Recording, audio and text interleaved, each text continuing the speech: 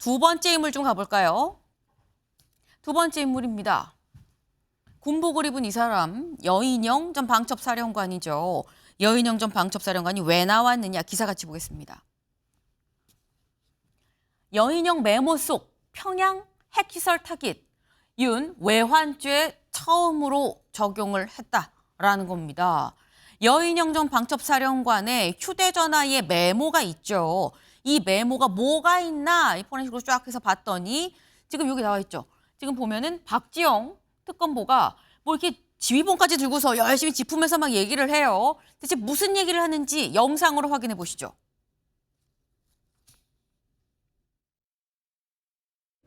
윤석열 전 대통령, 김용현 전 국방부 장관, 여인영 전 방첩사령관을 일반 이적 및 직권남용 권리행사 방해죄로 공소를 제기하였습니다. 여인영의 핸드폰에서 메모를 발견하였습니다. 24년 10월 18일 단기간에 효과를 볼 수 있는 천재이루의 기후를 찾아서 공략해야 합니다. 체면이 손상되어 반드시 대응할 수밖에 없는 타겟팅, 평양, 원산 외국인 관광지 김정은 휴게소. 수사 과정에서 증거를 통해 설마가 사실로 확인되는 과정은 수사에 참여하는 사람들 모두에게 실망을 넘어 참담함을 느끼게 하였습니다. 네, 지금 특검보의 설명 좀 쭉 들어보셨는데 이 메모에 굉장히 많은 내용이 적혀 있었습니다. 여기 좀 같이 보실까요? 아까 앞부분에 이 박지영 특검보가 직접 하나하나 읽었죠. 이 부분입니다. 2024년 10월 18일 오후 2시 6분에 작성한 메모예요. 불안정한 상황에서 단기간에 효과를 볼 수 있는 천재일호의 기회를 찾아서 공략해야 됩니다. 이를 위해 불안정한 상황을 만들거나 만들어진 기회를 잡아야 합니다라고 하면서 체면이 손상돼서 반드시 대응할 수밖에 없는 타겟팅.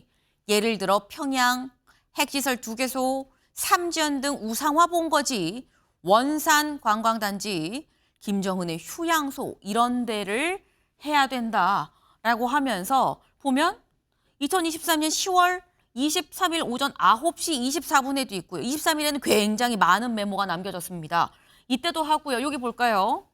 오후 2시 21분에도 또 남기고요. 뭐 풍선, 드론 이런 것도 있고 ICBM, 무력 시위 이런 부분이 막 적혀 있어요. 그리고 같은 날 21분에 하고 26분에 5분 뒤에 또 적고요. 그리고 33분에 또 적습니다. 뭐라고 하느냐. 적의 전략적 무력 시위 시 이걸 군사적 명분화할 수 있을까라는 거예요. 서영주 의원님, 이게 무슨 얘기입니까? 일단 북한을 도발을 해서 이 한반도의 전시 상태에 준하는 상황까지 가겠다. 헌법의 비상계엄의 요건은 전시사변입니다. 전시사변을 인위적으로 만들려는 의도가 있었다. 근데 이게 이 대한민국의 장성으로서 그리고 지난 윤석열 정부로 돌아서면 모든 정부가 진보 보수를 떠나서요. 한반도의 긴장을 완화하는 쪽으로 고민을 하는 게 정상 아니겠어요? 사람이 불안정한 상태로 가려고 하는 것들은 비정상이잖아요. 근데 결국엔 비정상적인 상황을 만들려고 애써 노력했다는 게 나오는 것이고 이게 육하원칙에 다 부합되는 거 아니겠어요? 언제 어디서 무엇을 왜 어떻게 했는지까지 나왔습니다. 했잖아요. 드론도 이 북한의 존엄이라는 그 김정은의 휴양소 그 평양 상공까지 보냈고 행위도 있었고 동기도 있었고 여러 가지 계획도 있었기 때문에 사실상 여인영 전 방첩사령관의 이런 행위들은 외환죄에 아주 준하는 그런 상황으로서 특정이 된 거 같고요. 그러면 이분이 왜 혼자 했겠느냐? 아니죠. 11월 15일 군사적 태세라는 메모가 남아 있지 않습니까? 네. 저 뒤로 20일 지나서 비상계엄이 그 평온한 밤에 일어났습니다.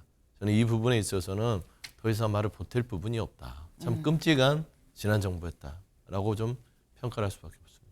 누가 봐도 계엄의 명분을 열심히 찾고 심지어 만들려고까지 했었던 거 아니겠느냐라는 말씀이에요. 근데 여기 이렇게 적혀 있죠. 단기간에 효과를 볼 수 있는 천재일호의 기회를 찾아서 공략해야 된다라고 돼 있는데 이창근 위원님, 천재일호의 기회가 왔으면 어쩔 뻔했나라는 생각이 좀 듭니다. 그렇습니다. 뭐 말씀하신 것처럼 참 이론의 여지가 없이 정말 참담한 상황인데요. 결국은 북한이 우리나라에 도발을 다시 강행했다면은 네. 군사적 충돌로 이어질 수가 있는 겁니다. 하지만 우리 기억 속에서는 연평해전의 기억도 있고 그다음에 판문점에서의 그 북한과의 충돌도 있었고 많은 어떤 안 좋은 기억이 있지 않습니까? 그런 상황에서 봤을 때 우리는 실제 드론을 보냈고 네. 그게 대응해서 정말 여인영 전 사령관의 수첩대로 북한에서 충돌을 했으면은 그 다음에 군사적 태세가 정말 어떻게 됐을까 참 암울하죠. 그래서 참 끔찍한 상황이 발생이 안 됐기에 천만 다행이지만 네. 다시는 저러한 시도를 어느 누구도 해서는 안 된다 하는 것을 말씀드리고 싶습니다. 네. 이런 일이 있으면 안 되는 거겠죠. 그런데 사실 이번에 지금 이 박정 특검보가 이렇게 구체적으로 이러한 일이 있었어요라고 얘기를 한 이유가 이런 걸 근거로 우리가 일반 이적죄로 해서 지금 여인영 전 방첩사령관을 기소를 했습니다라는 건데 서영주 대변인님. 네. 사실 군이 일반 이적 혐의로 기소된 적이 있었나 싶거든요. 처음 아닙니까? 일반 이적죄는 없었던 것으로 기억합니다. 지난 그 내란죄를 범했던 전두환 노태우도 그 부분까지는 도달하지 않았고 최소한 독재를 하려고 했던 그 군부 독재 시절에도요. 북한을 도발해서 전쟁 상황을 만들어서 어떻게 본인들의 정권의 이득을 보려고 했던 그런 정말 어처구니없는 일은 한 적이 없어요. 이건 사실상 여인영 혼자 했을까요? 여인영이 무슨 힘이 있어요? 다 이거는 노상원과 그다음에 김용현 당시 국방부 장관 그게 누가 있겠습니까?